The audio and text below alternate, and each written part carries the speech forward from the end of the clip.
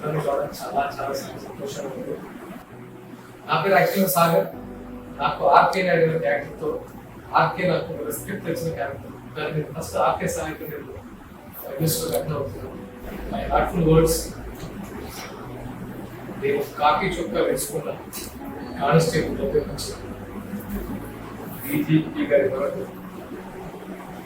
I respect everybody because ఒక్కొక్క స్టేజ్లో డిపార్ట్మెంట్లో ఒక్కొక్కరికి ఒక్కొక్క ఛాలెంజెస్ ఉంటాయి. కానిస్టేబుల్ ఛాలెంజెస్, ఏఎస్ఐ ఎస్ఐ గారు ఛాలెంజెస్, సి గారు ఛాలెంజెస్, ఏసీపీ లెవెల్లో ఛాలెంజెస్, డీజీ లెవెల్లో, ఐజీ లెవెల్లో ఛాలెంజెస్. ఇవన్నీ అందరూ ఛాలెంజెస్ ఫుల్ఫిల్ చేయాల్సింది. ఫుల్ఫిల్ చేస్తేనే సొసైటీ ఇంత ప్రశాంతంగా ఉండడం జరుగుతుంది. లేకపోతే మీరంటూ లేకపోతే సొసైటీలో ఉండేది కాదు. సో నేను ఇక్కడికి రావడం నేను ఫస్ట్ ఆఫ్ ఆల్ చాలా అదృష్టంగా ఫీల్ అవుతున్నాను. ఎందుకంటే మీరు రియల్ లైఫ్లో డ్యూటీ మీరు చేస్తారు, నేను రియల్ లైఫ్లో యాక్టర్స్ చేస్తున్నట్టు అనిపిస్తుంది. అది వీళ్ళు ఎలా చేస్తారు? ఇంత కష్టాలు మేము రీటేక్స్ చేస్తుంటాం, మేము బాడీ లాంగ్వేజ్ చూసి ఇన్స్పైర్ అవుతాం. మీరు రియల్గా చేసిన కేసులను చూసి ఇన్స్పైర్ అవుతాం, రియల్గా ఫైట్స్ మేము ఇన్స్పైర్ అవుతాం. సో ప్రతిదీ మేము మా యాక్టర్స్ ఇన్స్పైర్ అయ్యేది మీ రియల్ లైఫ్లో వచ్చాం, రియల్ లైఫ్ పోలీస్ ఆఫీసర్స్ వచ్చాం.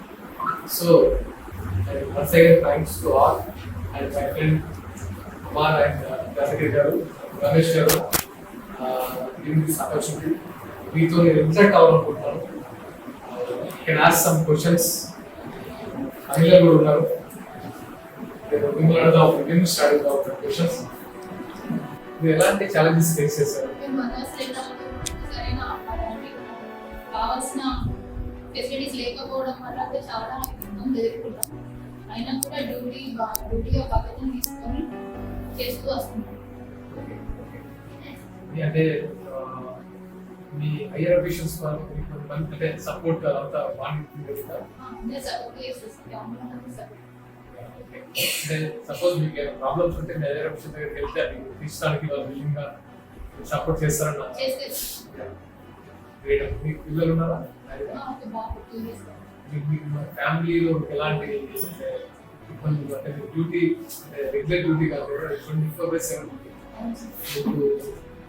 ఒక టైం అంటూ ఉంటుంది స్పెసిఫిక్గా. నాకు తెలిసి ఫ్యామిలీకి టైం ఇవ్వడం అనేది కొంచెం తక్కువ. ఫ్యామిలీ సపోర్ట్ ఉంది కాబట్టి మేము చేస్తున్నాం. మ్యాక్సిమం వాళ్ళ సపోర్ట్ వాళ్ళు కూడా మా డ్యూటీ పర్పస్ ఏంటో తెలుసుకొని మాకు సపోర్ట్ ఇస్తున్నారు కాబట్టి మేము కూడా చేయగలుగుతున్నాం. మంచి పొజిషన్ అనుకున్న రీచ్ అవ్వాలని మనస్ఫూర్తిగా కోరుకుంటున్నాను. ఫ్యామిలీ బ్యాక్గ్రౌండ్ వచ్చేసి 6 మెంబర్స్ ఆడపిల్లలు. అయితే మా నాన్న అక్కడిని చదువుకోలేదు. ఏంటంటే వాళ్ళని టెలికాస్ట్ చదివించేసి ఆఫ్ చేస్తున్నారు. నన్ను మాత్రం మా అక్కలు మా నాన్నతో లాడి ఖచ్చితంగా చదవాలి, ఎవరో ఒకరు జాబ్ చేయాలి అలా చెప్పేసి అడిగి మరి వచ్చి ఒక 1 year యాక్చువల్లీ నేను బ్యాంక్ ఆఫీస్ పెట్టి ఏదో ఒకటి జాబ్ అయితే ఉండాలి తప్పనిసరి అని అప్పుడు రాసిన స్టేట్మెంట్ అది బయట చూస్తాం కదా, పోలీస్ అంటే అమ్మ అని భయం. రెస్పెక్టబుల్ జాబ్ అంటే సొసైటీ మొత్తం ఎవరు చెప్పినా సరే రెస్పెక్ట్ ఉన్న జాబ్ అంటే హెల్ప్ చేయాలన్నా లేదంటే ఇంకేదన్నా మాటల సహాయం కావచ్చు, ఏదైనా కానీ యూనిఫామ్ లో ఉండి చేస్తే ఒకలా ఉంటుంది, బయట ఉండి చేస్తే ఒకలా ఉంటుంది. సో అంటే ఇది ఒక ఆపర్చునిటీగా ఫీల్ అవుతుంది.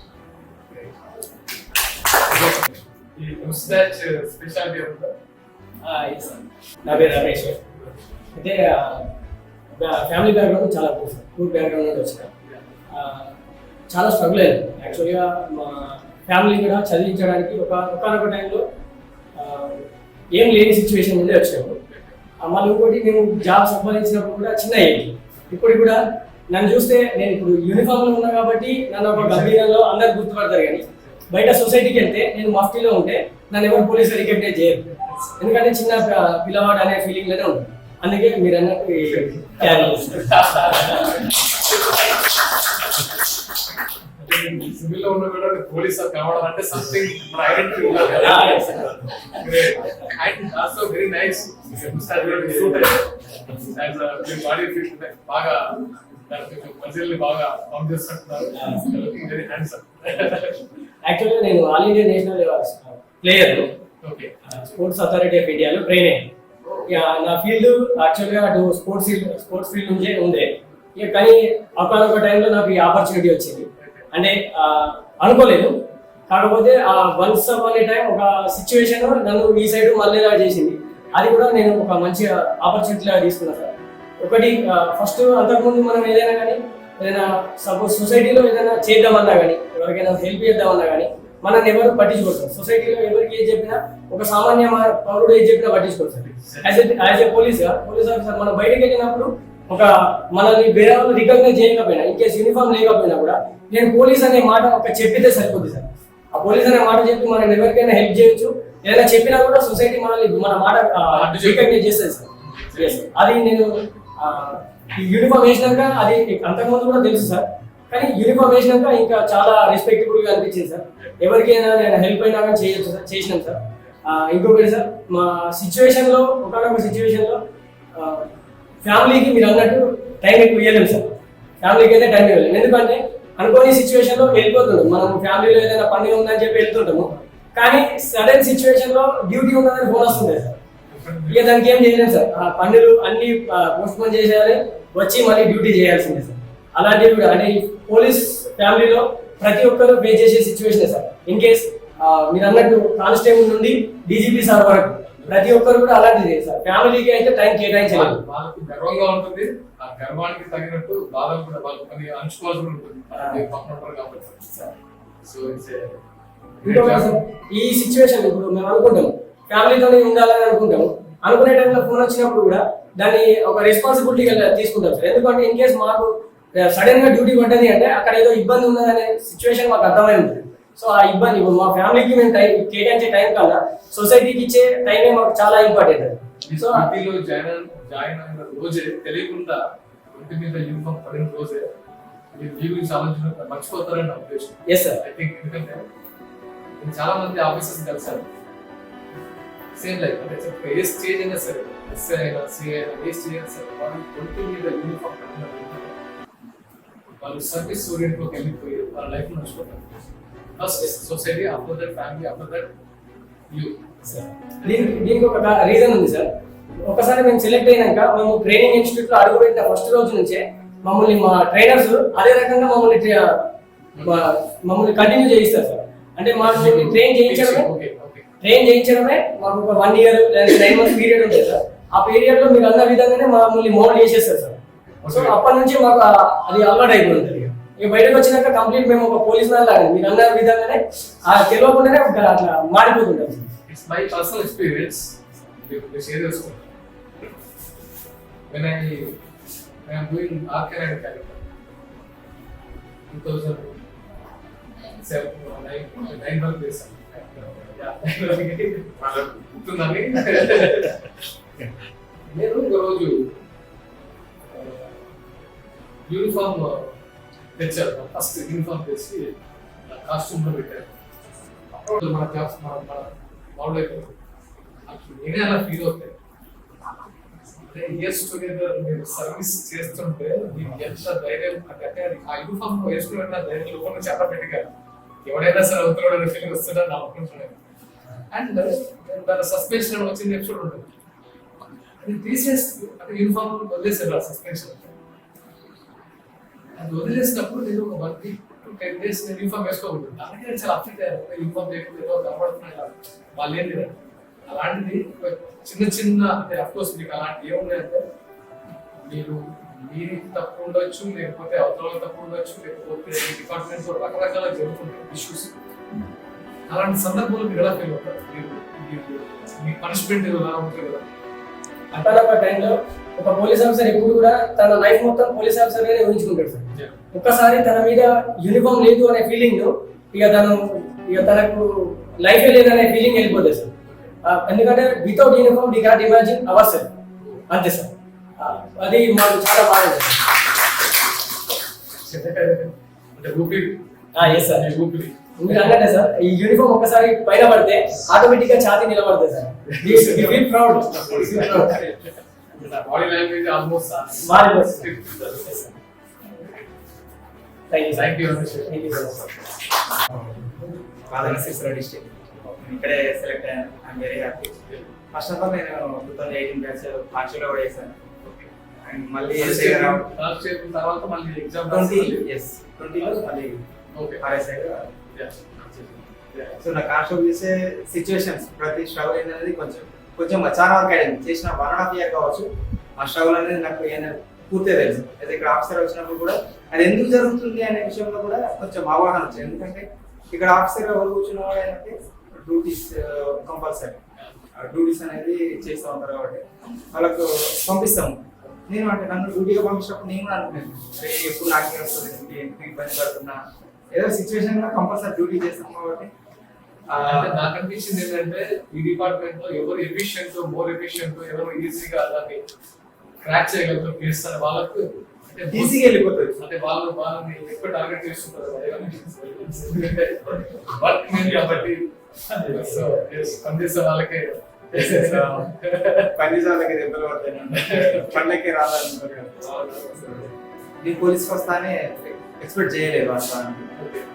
ఇంట్లో ఫ్యామిలీ బ్యాక్గ్రౌండ్ చూసి ఏదో చేయాలి కంపల్సరీ అనేసి ఏదో ఒకటి చేయాలని ఫస్ట్ స్టార్ట్ అయింది. గవర్నమెంట్ జాబ్ చేయాలి. ఫస్ట్ ఆర్మీకి వెళ్దామని నా ఒపీనియన్ చాలా ఉండేది. బట్ నేను అక్కడ సెలెక్ట్ కాలేదు. మళ్ళీ సింగిల్ గా ఉంటూ కానిస్టేబుల్ జాబ్ ఉంటూ ప్రిపేర్ అయిపోతుంది. తర్వాత ఎస్పీఎఫ్ అని స్పెషల్ ప్రొటెక్షన్ కోర్స్ హైదరాబాద్ లోనే డ్యూటీస్ ఉంటాయి చాలా వరకు. టెంపుల్స్ అండ్ ఇండస్ట్రియల్ ఏరియాస్ వాటిలో డ్యూటీ చేసుకుంటూ మళ్ళీ 20 నోటిఫికేషన్ రాగానే మళ్ళీ ప్రిపేర్ అయ్యాను. అంటే అక్కడ డ్యూటీ చేసుకుంటే చదవడం అనేది చాలా ఇబ్బంది. డ్యూటీ చేయాలి అది చదవాలి చాలా ఇబ్బంది అవుతుంది వాస్తవానికి. అబ్సెంట్ అయిపోయినందుకు చదువుకొని ఈ జాబ్ కొట్టడానికి ప్లాన్ తెలియాలి. అది కూడా ఛాలెంజ్ చేసి జాబ్ కొట్టాను. అరే అబ్సెంట్ అయిపోతున్నావు, నీకు చాలా స్ట్రగుల్ ఫేస్ చేస్తావు, మళ్ళీ ఇదే కాన్స్టెప్ట్ చేస్తా ఉంటే వాళ్ళు నేను కంపల్సరీ ఏదైతే మీరు అన్నారు కదా సార్ పనిష్ అనే విషయం చాలా స్ట్రగుల్ అవుతారని అన్నాను.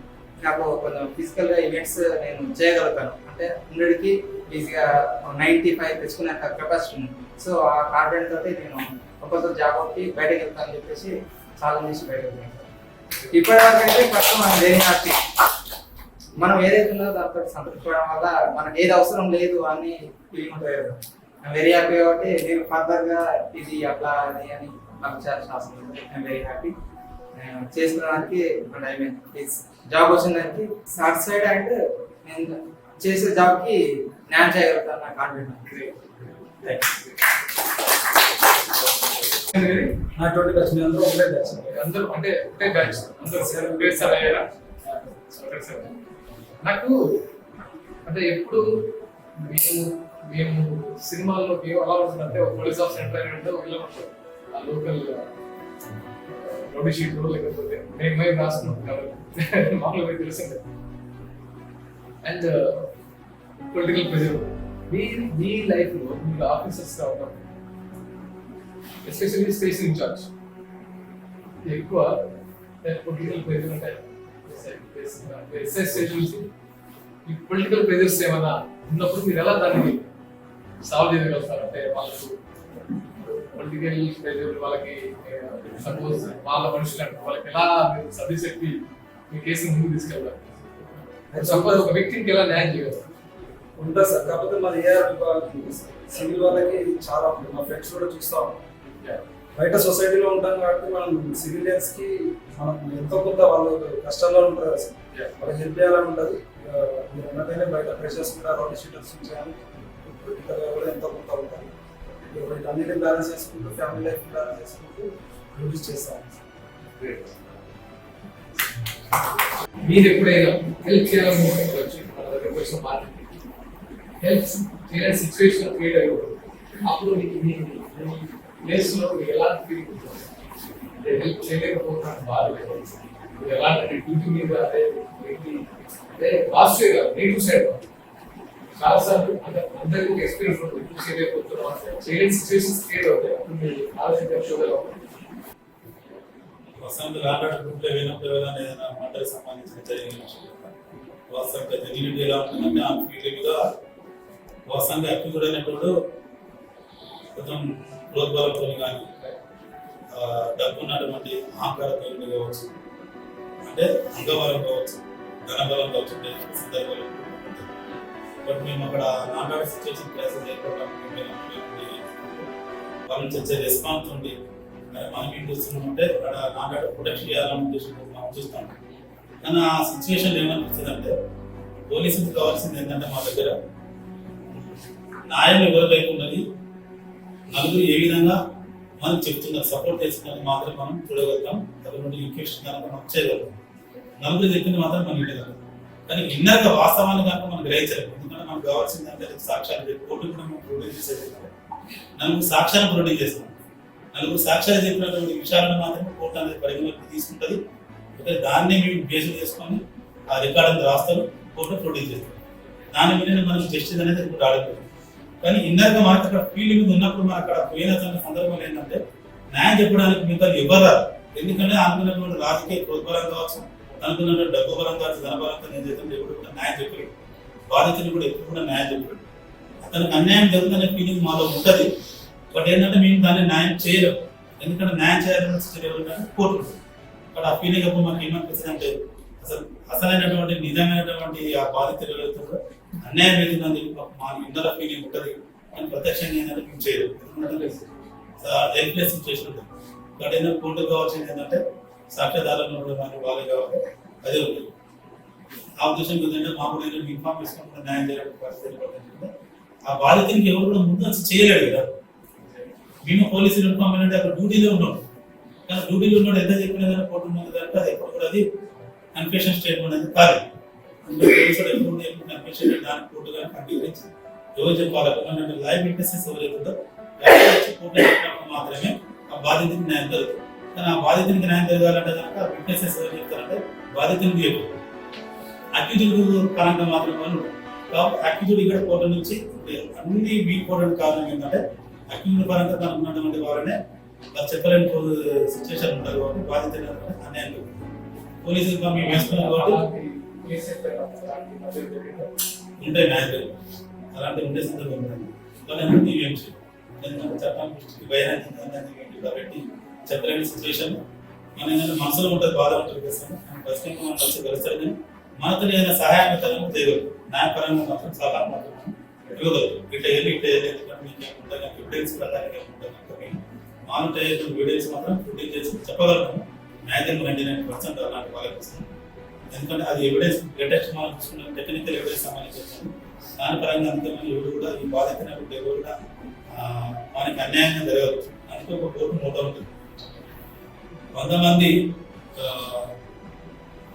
బాధితులు నిర్దోషులు లేదా దోషులు తప్పించుకున్నా మంచిది కానీ నిర్దోష అంటోడు తప్పించుకోవడానికి ఒక కాన్సెప్ట్ ఏంటంటే టెక్నికల్ ఎవిడెన్స్ కూడా మనం కోర్టు మీద తీసుకొచ్చాం.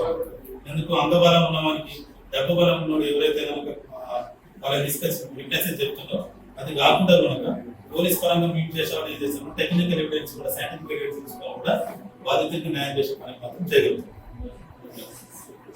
ఒక పోలీస్ డిపార్ట్మెంట్ మీద ఒక సినిమా చూస్తున్నాం.